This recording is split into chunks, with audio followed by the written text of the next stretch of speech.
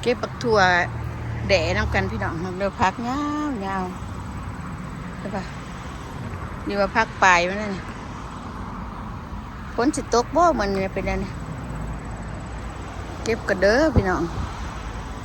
ไม่ทอดได้ตำแล้วเลยว่าแดงนี่กินกับปิ่งปลาก่อนตำร้ายกับบ่อยากจักเทียจังไดคันบ่เอาก็คือว่ามันงามอยู่ก็สิทิมกะสิได้สิบายกะขี้เดียดบักถั่วขอก็ได้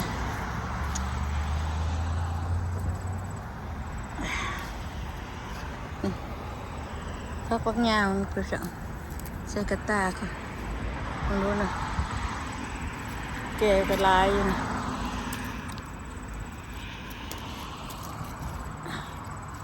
มันแก่นี่มันบุมันจะเรียกมันก็บ่ได้ละก็เอาตัวบุนี่ละนะคือจะนี่มันหาวนี่ก็ได้แล้วนายมัน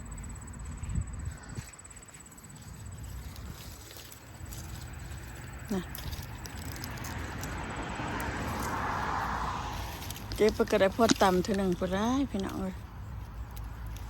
บักทั่วกับบักทั่วน้ำหมอกก็คืนบ้านน้ำหมอกตกหลายเลยเย็นช่วยคืนมา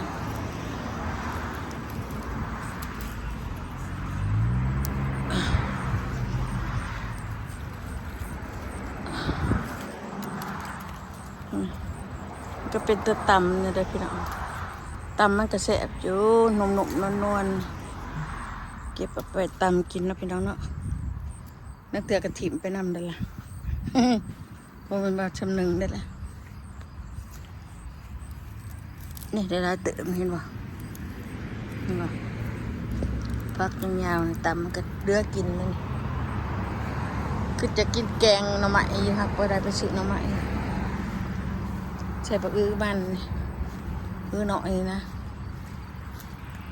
หน่อยก็เป็นลายมือหันตรงหันแล้ว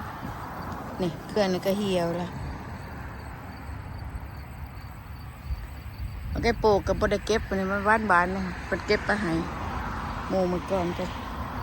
มันก็หมักจะได้ละแกงใส่บักนี่นะหน่อไม้จักเถื่อน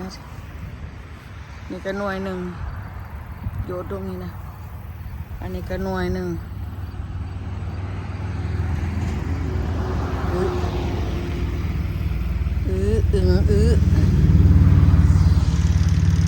มาเดียดทางนอกได้เลยพี่น้องเนี่ยเปิงบักพักก็เกิดดอกวันแล้วเนี่ยปลาเกิดดอกวันบานใหม่ได้ค่ะ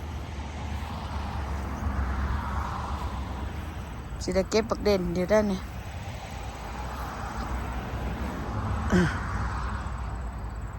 พอบักเด่น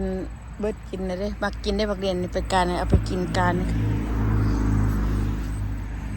ได้ดีนี่ลองดูบักเด่นก็เป็นแซงอยู่ในนี่เนาะก็ไปทางในเก็บทางในก็อันนั้นก็แบบบุบแล้วก็ได้บ่เอาถั่วเลยในกินกระแดงจึงครึ่งอยู่นะเก็บปักแตงก็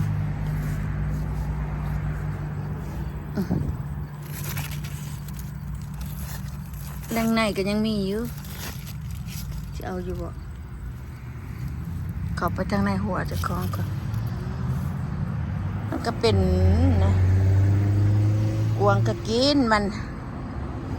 สารพัดกวางนี่ก็ได้เบิ่งว่าพริกข่อยกระแดงจึงครึ่งพี่น้องชุกอีกด่ะนี่เก็บไปก่อนในตาก็ได้เป็นปักลายเลยจะเข้าไปเก็บปักเด่นทั้งในก็นี่เมื่อนี้บื้อนี่สิได้หมางตัวในดงตัดถิ่มปลาใบก็เป็นแบบนี้ละมันหลายโผดกินบวบสิตัดถิ่มคือจะกินแกงหน่อไม้ได้พอเถาเดี๋ยวว่าพอเถาคือจะกินแกงหน่อไม้ได้ปะใส่บักแกงหน่อไม้ใส่บักอึ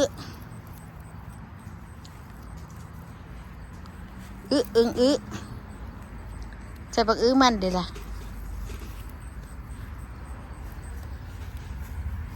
นี่ตั้งโจโกอยู่นี่นะ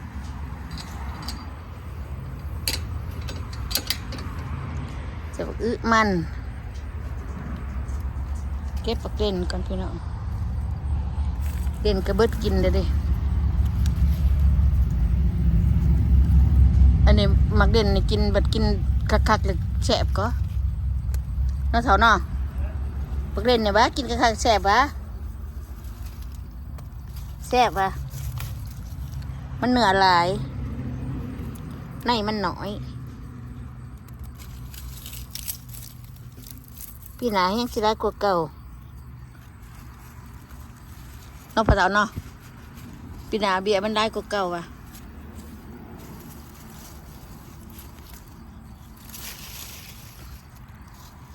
เก็บปักเด่นไปไว้กินหน่วยเฮิมสิบ่เอาแต่หน่วยชุกหน่วยเฮิมจะสิบ่เอาเพราะว่ามันสิบ่ทันบานถ้าเอาแต่หน่วยชุก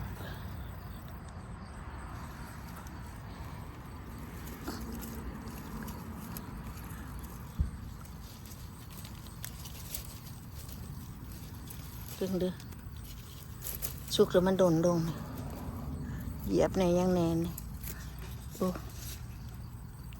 พุทธในรุ่นเนาะเบิ่งตีเบิ่งเสียงมันนี่เสียงหมากอ่อนบ้างมึงดูหมากพุทธชุกแกงคือสิเสบ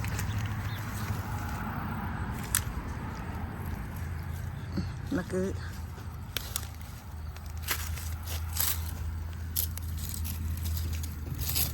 มันเป็นได้ขี้ดินก็บ่เป็นง่ายๆเลยพี่น้องก็บ่ได้สูบเก็บมันนี่นะให้ขี้ดินสิบ่สูบเก็บมาเอาแต่หน้าหัว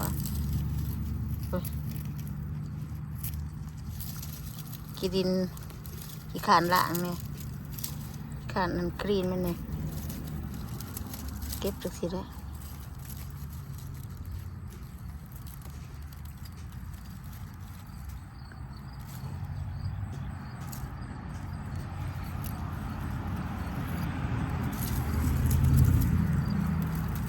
ดนได้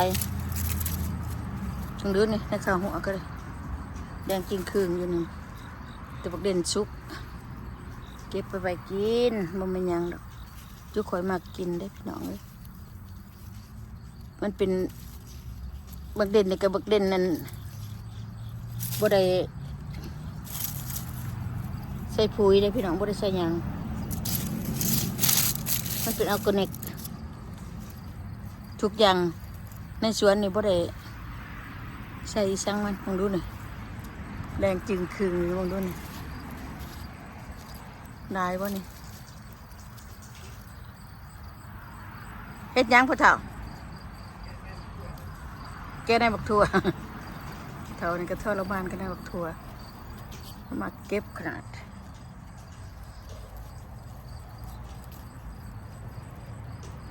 เมื่อยมาตรการกระแดนใช่จังสิละการงานมาแต่งานกันเลยแดนเก็บหมักไหมในสวนนี่ล่ะพี่ดอกกี่ว่าเผาเบื่อเด้อพี่ดองเด้อเผาเบื่อเด้อเก็บหมักไหมหมักตอกในสวนเพราะว่าขน่อยกับบ่มีเวลาไปทางอื่นพักปั้นเดียวอันเช้าก็เหตุงานวันอาทิตย์เท่านั้นจะเผาเบื่อกันเด้อพี่ดองเด้ออยู่เป็นกำลังใจให้ขน่อยแน่ก็ไม่ยังดอก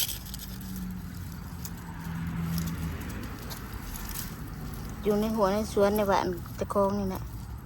ถ้าอยู่มีการนะเขาจะไปถ่ายสถิตกับบ่ได้ผิดกฎกันเขาบ่ได้รับอนุญาตพับปรีก็เจ้า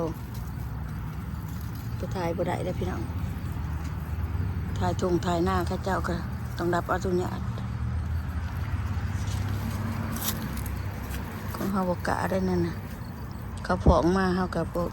นั่นแหละพิษเป็นของส่วนบุคคลต้องได้ระวังอยู่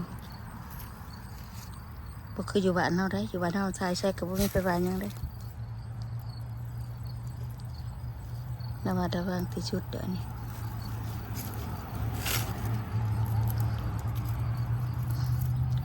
หน่วยจากสีสมๆน้อยหนึ่งพอด้วยได้เงาๆนี่สิบสมสิหวานเปลือกหนาได้ก็เวลากินได้ก็อันหวานไปเลยกันหน่วยอันปอบๆนี่สมกระสมแสบอยู่หักสมแต่คนมาจะได้วันเดียวคือวันเดียวอันเดียวกันนะกับวันเดียวต่างกันนี่เป็นห่วงกันนะมันเกิดได้เหงานะยังมันก็เป็นห่วงสิแหละ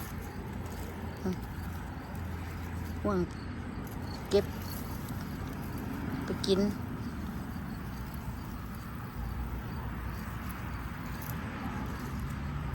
พิเทงมันก็จะเป็นน้ำเป็นเนาะก็สิค่อยๆเก็บนี่มันจะจีกบนขวดมันจะสินะจีกขวดมันจะสิเด็กจะเป็นน้ำมันสิเอาไว้ต้องคอยปิดไม่ได้เก็บก็คอยเก็บอยู่โอเคพี่น้องมีโยงกัดจะได้บาทนี้นะ